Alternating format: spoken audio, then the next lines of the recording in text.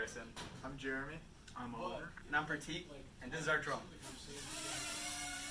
So, our project is composed of 3 different parts. We have our drone, we have a glove to control the drone, and we have an obstacle course here. Unfortunately, we are not able to display our full obstacle course as we cannot use the space in the EECS stream anymore, so we have decided to scale down our obstacle course. So our glove has different buttons on it. So one button positioned on the wrist is for taking off the drone.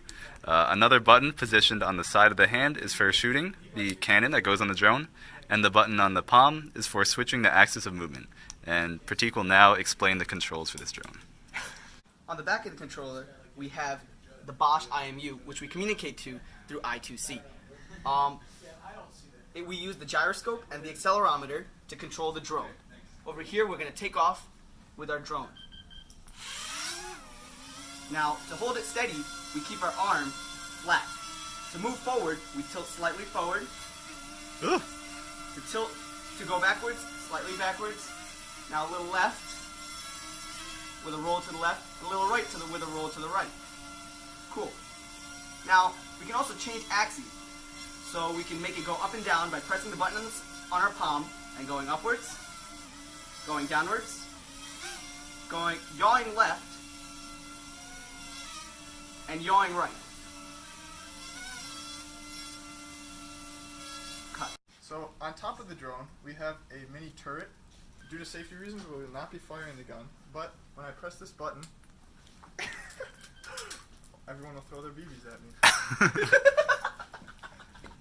We control our drone by sending roll and pitch values read by the IMU, and this gets sent to our FPGA.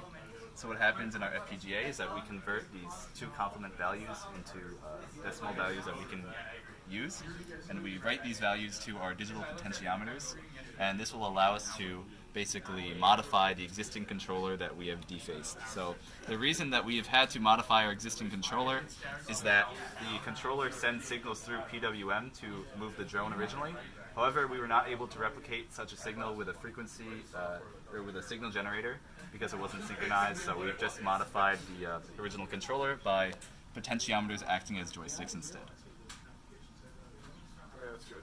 We'll speak briefly about our obstacle course. Ideally, we wanted to have the drone be controllable by you, and then you would interface with it with your glove and fly through our obstacle course, and then we would have a game, and based on how you did in the game, you would get a new high score, and we would have leaderboards. Some of the obstacles that we had in our obstacle course were targets that had vibration sensors on the back of them. So when they were shot with the cannon, you would be able to detect that, which we do through Verilog. And that would throw a GPIO pin high once that was detected, and interface with Raspberry Pi, which managed the game. We also have a variety of IR sensors as seen on the backs of these hoops. Once we detect a signal from them using our I2C ADCs, also on this motherboard or breadboard over here, then we could determine if you actually flew through and then modify the game state accordingly. Additionally, we had the targets attached to servos, which we controlled through PWM and MMIO. When you hit the target, it would move the targets out of the way and change the obstacle course so that you had varying conditions that you had to fly around and deal with as you progress through the game. On this LCD screen, we have a Pi script running from the Raspberry Pi over here, and through the GPIO pins that are connected to the rest of the obstacle course, we can control what happens in the game. So to start the game, we press the Start Game button, which is right there. The first screen is an Enter Pilot Name button. Today our pilot's name is going to be ASDF. Cool. And in the background, of course, you hear the Star Wars music, which is also being driven by the Pi. Now when you start the game, you get a total of 30 seconds to shoot down targets. However, when you shoot down a target over here, you will see your score increase and a sound effect being created. Let's say you shoot down another target. You get more points.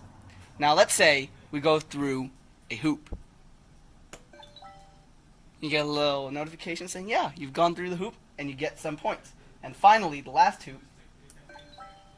If you've completed all the objectives, the game ends and adds the rest of the time left to the rest of your score. And so, we have ASDF with a score of 710 at the top of the leaderboard.